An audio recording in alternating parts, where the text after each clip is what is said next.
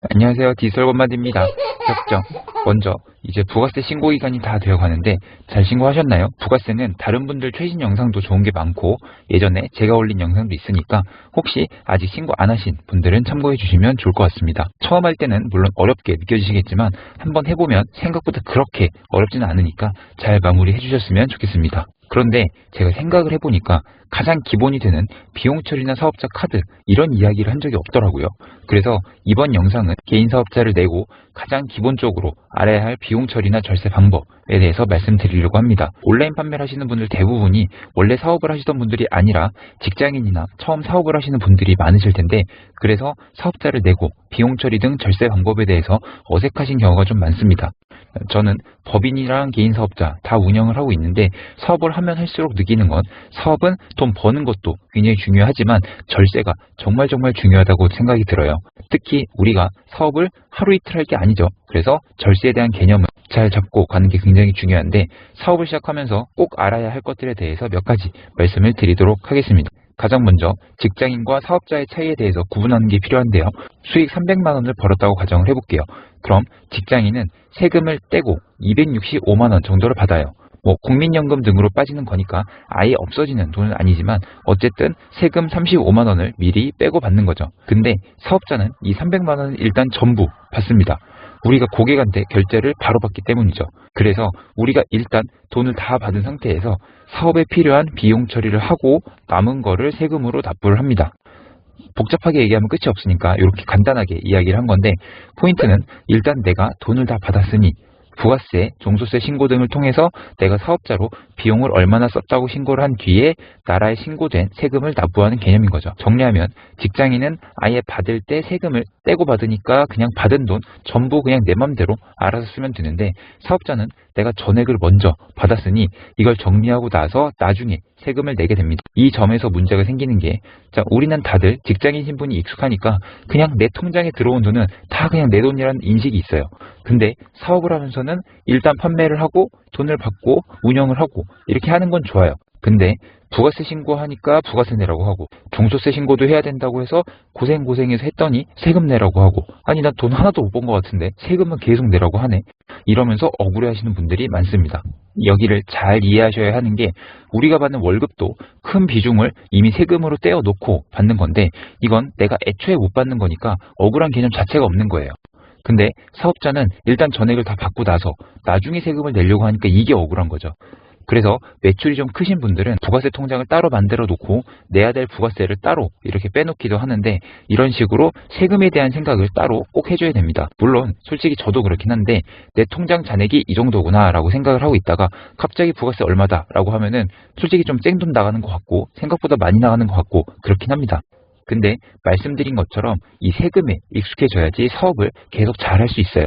아까 300만 원 예시를 들었잖아요. 직장인이 35만 원 떼고 실수령액을 265만 원 받는다고 치면은 사업자는 일단 300만 원 다 받았잖아요. 여기서 내가 절세를 어떻게 하냐에 따라서 세금을 10만 원 낼 수도 있고 30만 원 낼 수도 있고요. 내는 게 아니라 오히려 환급을 받을 수도 있습니다. 그래서 사업자는 매출도 중요하지만 절세가 정말 중요하다고 말씀을 드리는 건데 우리 사업 열심히 해놓고 세금으로 다 나가면 안 되잖아요. 그래서 초기 개인 사업자들이 어떻게 절세를 할 수 있는지 정리를 해보겠습니다.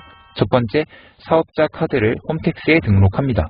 사업자 카드는 따로 은행이나 카드사에서 사업자용으로 발급받으실 필요는 없고요.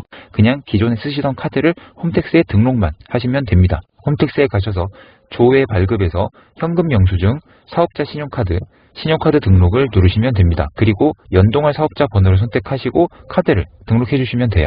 사업자 카드를 등록하는 이유는 간단히 말해서 국세청에서 이 카드 내역을 조회할 수 있게 권한을 준다라고 생각하시면 됩니다. 원래는 내가 사업용으로 쓴 비용을 처리할 때 카드사에 연락을 해서 내가 사업자용으로 쓴 해당 내역을 다 받아서 정리를 해서 신고를 해야 돼요. 근데 이 사업자용 카드를 등록을 하면 따로 자료를 정리할 필요 없이 이 카드로 쓴 내역은 전부 사업자용으로 처리가 되는 개념입니다. 카드는 여러 장 등록하셔도 되는데 당연한 거지만 이 카드는 사업자용으로만 쓰셔야 되니까 개인용으로 쓰는 건 따로 구분을 해서 사용을 하는 게 좋습니다. 자, 그럼 이 시점에서 어디까지 카드를 써도 되는가에 대해서 문제가 생기는데 일단 쉽게 생각하면 우리가 회사에서 법인카드를 받았을 때 쓸 수 있는 생각되는 정도가 있죠. 그걸로 생각하시면 편합니다. 식대, 커피숍, 유류비 등 다 써도 되는데 개인적으로 이마트에서 장을 봤다 이런 걸 쓰면 안 되겠죠. 근데 이 영상 보시는 분들은 대부분 온라인 판매자잖아요. 우리가 식품을 판매하는데 어떤 식품을 판매하기 위해서 샘플이나 재료를 마트에서 샀어요. 자, 그럼 이건 개인적인 건가요? 사업자인 건가요? 당연히 사업용이 맞습니다. 그래서 사실 이렇게 생각하면 끝이 없습니다. 솔직히 말하면 우리 같은 작은 개인 사업자, 특히 전자상거래 1인 사업자는 그냥 모든 게 다 사업이랑 연관이 되어 있다고 해도 과언이 아니긴 합니다. 그래서 그냥 무조건 모든 생활비를 사업자 카드로 쓰시는 분들도 꽤 있으신데, 물론 우리한테 세무조사가 나오진 않겠지만 어쨌든 사업자 카드는 개인적인 건 사용하면 안 된다 라는 거는 인지를 하고 사용을 하시면 좋겠습니다. 간단한 기준을 드리면 밥값, 커피값, 술값, 유류비 다 사용하셔도 되고 그 외에 온라인 쇼핑하시는 것도 다 쓰셔도 괜찮아요. 개인적인 용품 구매가 솔직히 많겠지만 내가 온라인 판매 사업자인데 온라인 구매를 비용 처리 안 하는 것도 조금 이상하잖아요. 그래서 사실 그냥 대부분 그냥 사업자 카드로 다 쓰셔도 무방하긴 한데, 예를 들어서 매주 한 번씩 이마트에 가서 10만 원씩 장을 주기적으로 본다, 뭐 이런 거는 인간적으로 따로 그냥 개인 카드 쓴다든지 하는 정도로만 해주시면 괜찮을 것 같아요. 물론 이런 거는 각자 다들 상황이 다르실 테니까 내 상황에 맞는 방식으로 사용을 하시면 될 것 같습니다. 그리고 참고삼아 말씀드릴 건, 카드 기한이 다 된다거나 여러 이유로 카드를 바꿀 수가 있잖아요. 자, 그럴 때 이미 홈택스에 등록해 놓은 거를 삭제를 하지는 마세요. 새로 받은 거를 그냥 추가 등록하시면 되는 거지, 기존 거를 그냥 이거 끝났다 라고 지워버리시면은 이전 내역을 아예 못 봐서 곤란할 수도 있으니까요. 굳이 등록한 건 지우지 마시고 새로 그냥 등록을 해주시면 괜찮습니다. 두 번째, 차량 유지비를 비용 처리해서 절세를 합니다. 우리가 쓰는 비용 중에서 차량과 관련된 지출이 비교적 큰 규모인데, 차량 구입비부터 주유비, 수리비, 보험료, 자동차세 등 많은 비용이 지출되게 되죠.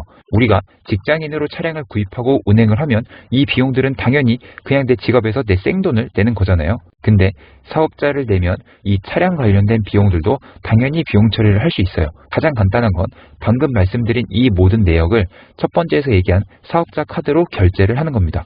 따로 자료 받고 계산서 받고 이런 거 할 필요 없이 그냥 카드 내역에 남아 있으니까 자동으로 처리가 돼서 차량과 관련된 모든 비용을 사업자 카드로 쓰시면 알아서 비용 처리가 되게 됩니다. 그리고 비용 처리를 위해서 사업자 리스나 장기 렌트 등을 하는 경우도 많은데, 이건 워낙 복잡해서 장단점이 엄청 있으니까 무조건 이게 좋다 라고 할 수는 없어서 나중에 기회가 되면 따로 다뤄볼까 합니다. 먼저 확실하게 말씀드릴 수 있는 건, 리스나 렌트는 일반 구매보다 확실히 비싸요.